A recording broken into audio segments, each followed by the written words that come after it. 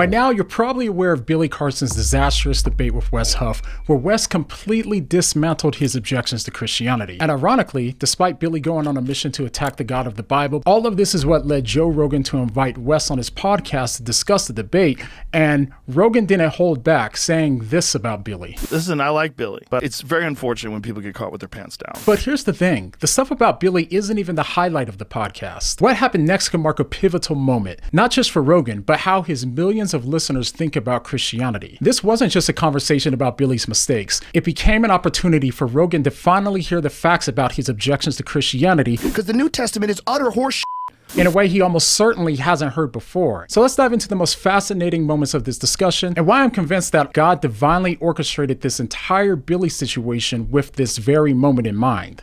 So as you already know, Billy has claimed to be one of the world's leading experts on ancient scriptures and manuscripts. But after his debate, most people, including Joe Rogan, simply aren't buying it anymore. In fact, here's the very first thing that Rogan said when his podcast began. Wes, very nice to meet you. Joe, pleasure. So I, like many people, was introduced to you because of the debate that you had with Billy Carson. Quote unquote. You know, it's one of those things where it's very unfortunate when people get caught with their pants down. And I'm not an expert in many things, but the things that I am an expert on, you could wake me up at 4 o'clock in the morning and ask me about those things. And I go, oh yeah, no. Yeah.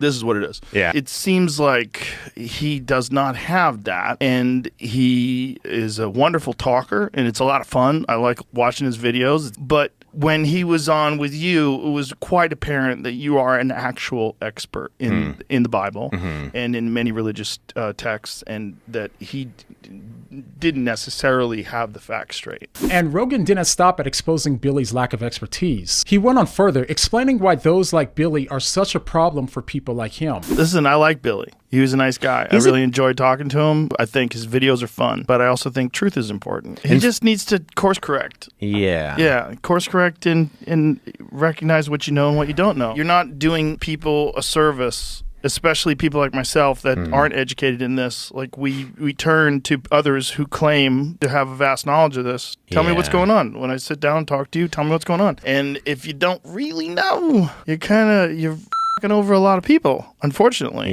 for yourself. So despite being friends of Billy, Rogan didn't hold back his true thoughts. But here's where things started to get really interesting. After exposing Billy's lack of knowledge, Rogan said something that reframed the entire conversation. And this was the moment that we started to realize that this conversation was no longer just about Billy. It was about something much, much bigger. Well, again, it's all very unfortunate, but the good part of it is I was introduced to you and your work. And there you go. Very, very extensive and very fascinating. And the videos that you sent me on Instagram, I watched both of those today as well. Awesome. So really, really interesting stuff. And one of the things that I've gotten out of I've probably watched 20 hours of your stuff over the last couple of weeks. Now, if you know about Rogan's past relationship with Christianity, then you already know why this is such a big deal. A few years ago, I compiled clips of Rogan ranting against Christianity in the Bible, and it was obvious that he not only resented Christianity, but he also had no idea what he was talking about. It's Christianity, at the end of the day, with no proof, everything is mythology. Everything. With no proof. The whole thing's so stupid. Just stop and think how stupid that is. But after these clips started spreading and Joe started hosting people like Jordan Peterson and his claim that Christians were some of the nicest people that he's met, his tone really started to shift. Slowly, one barrier between him and Christianity started to fall, the emotional one. But the second barrier, the intellectual one, remained. Rogan simply didn't seem to be aware of all of the credible historical evidence for Christianity and instead repeated misconceptions for years, like the claim that Constantine invented the New Testament. You understand, what the difference is between the Old Testament and the New Testament, because the New Testament is utter horseshit.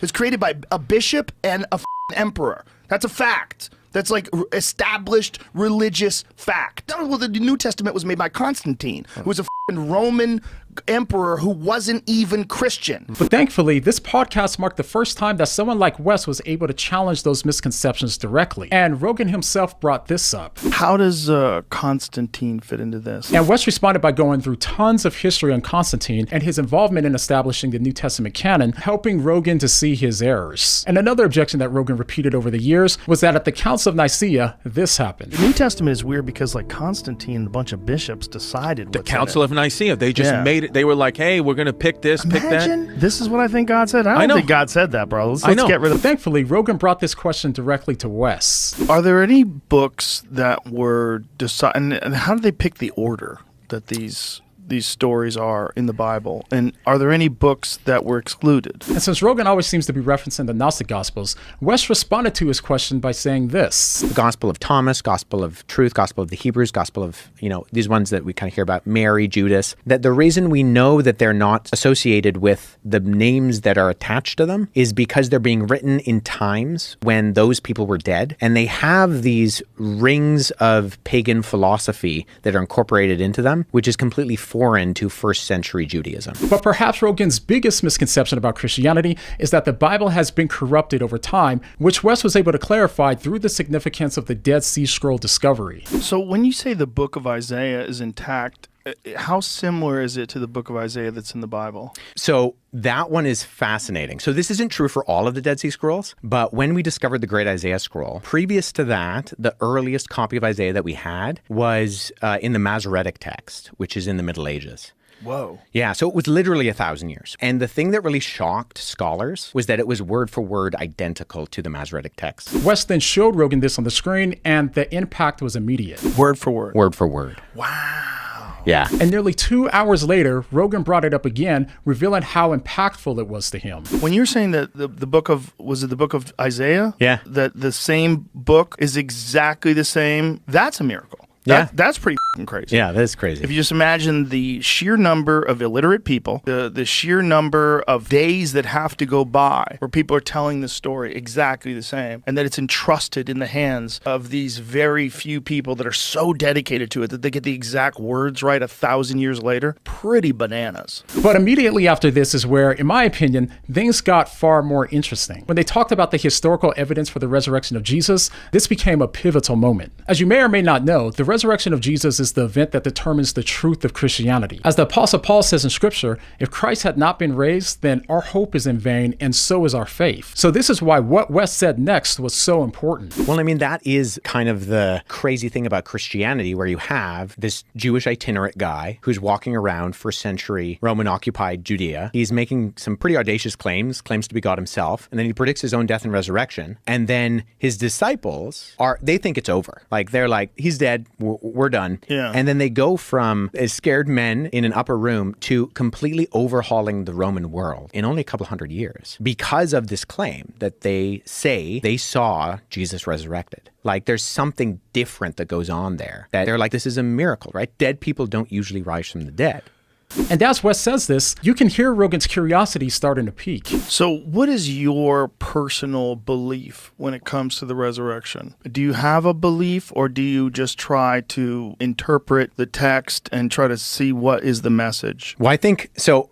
As a historian, I do think it is a historical question. You have a guy who objectively lived, he objectively died, and then individuals close to his inner circle claim that they see him not dead. Right. Again. But it's hard when you're dealing with illiterate populations, you're dealing with thousands of years of time, you're dealing with an oral tradition. It's very difficult for anybody who thinks of themselves as an intelligent person who's secular to even entertain the possibility that someone died and come back to life. And I get that, but we've already talked about the fact that we don't think that the only thing that exists is matter and motion. We as in you and I, right? Like, we believe that there's something else going on in this world that's a little bit crazy. There's something else.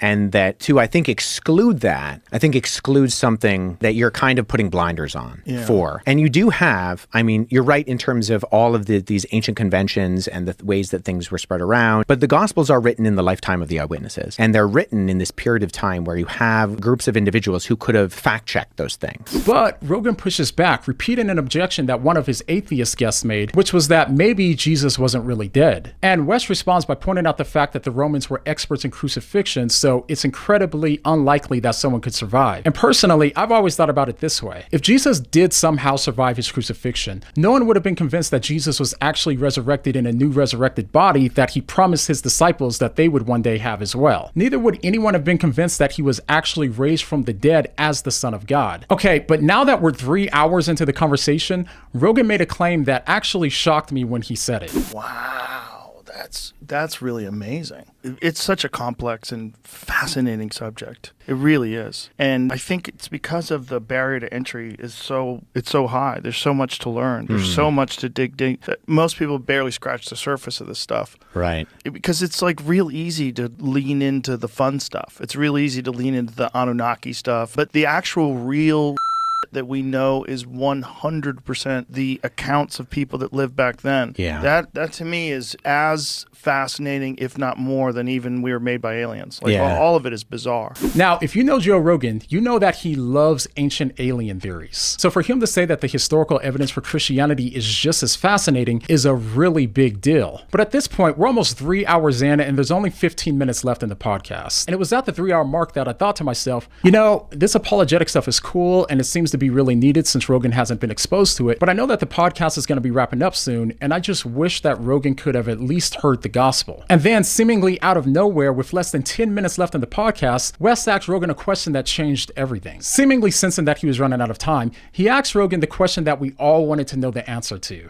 In all of this, what do you think of Jesus? Like, in terms of your own, journeying and trying to find answers to ultimate questions. What do you think of the historical person of Jesus? And Rogan's response was revealing. Well, it certainly seems like there's a lot of people that believe that there was this very exceptional human being that existed. So the question is, what does that mean? Does it mean he was the Son of God? Does it mean he was just some completely unique human being that had this vision of humanity and this way of educating people and spreading this ideology that would ultimately change the way human beings interact with each other forever? So is he the Son of God? Well, are we all? That's another question, right? Do we all have that inside of us? Do we all have that ability to change everything around us inside of us? Do we all have that unique connection to the divine? And is he a representation of the best version of that? Or was he an actual person that was the Son of God? And is it important?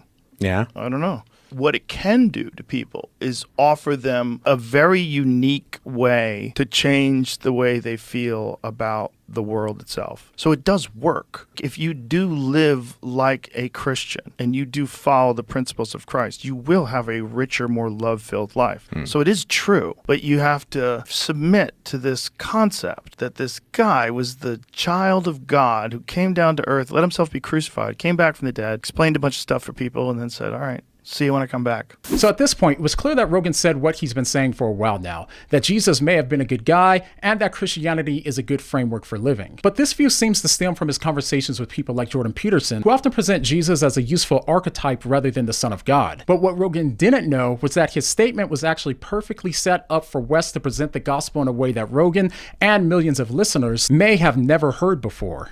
I think I really like the way that Jordan Peterson articulates it, but I think he misses the forest for the trees. How so? In that he sees Jesus as an archetype. And I don't think actually even Jesus gives you the opportunity to see him as the archetype. Because I have this love-hate relationship with all of Peterson's stuff because he seems to get so much right where he walks up to the line, but he doesn't want to cross over. And is the crossover, you think, connected to a life in academia? Or No. What do you think it is? I wonder, and I'd love to talk to him about this, how do you remedy this issue that, because he seems to think that the concept of Jesus as an example is more important than the actual flesh and blood, first century itinerant Jewish preacher who was crucified and rose from the dead physically, which is the claim of the Gospels and the rest of the New Testament. That's an example for us to look on and live by. But I actually think that Jesus condemns moralism. And ultimately what I see Peterson doing is looking at Jesus as a moral example. And if Jesus is nothing but a moral example, then you can save yourself and you don't actually need a savior. And so I think actually Jesus would have critiqued that because Jesus was very against moralism.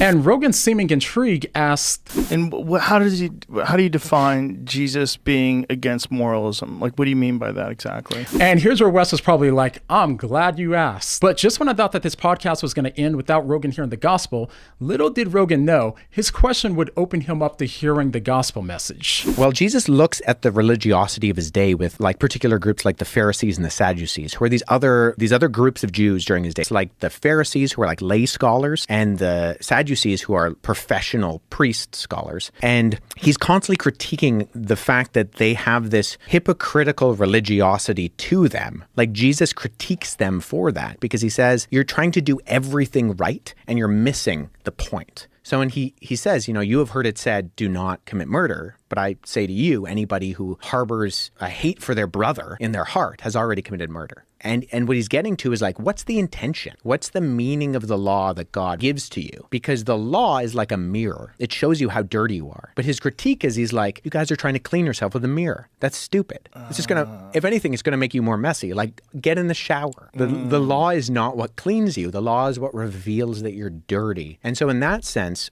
I think, if Jesus is a moral example, it actually misses what I think Jesus actually said about what his purpose was, in that you can't do enough to actually live up to the standard that God holds you to. And so if you keep striving, you're actually going to wear yourself out and be exhausted. And right after that, they ended the podcast. But one thing that I want you to know is that most of the responses that Wes gave to Rogan's objections weren't things that required a PhD. Now, the other stuff that they got into that goes far deeper, that does require a PhD. But when he was responding to Rogan's objections, those were things that anyone with a basic understanding of apologetics can learn and use. So if you feel intimidated by conversations like this, don't be. You too can learn to defend your faith intellectually and honestly. And to help you, below I've linked some resources from beginner friendly to more advanced that can help you to get started. My prayer is that God uses this conversation to bring the truth of Christianity, not just to Rogan, but to his millions of listeners, Billy Carson's audience, and the millions of skeptics and anyone else that's watching this. And for those of you that are Christians, I hope that it inspires you to be ready to give an answer for the hope that is within you. Now, if you made it this far, go ahead and hit the like button because it really does help more people see this. And if you want to go deeper, go ahead and check out one of these videos, and I'll see you guys next time.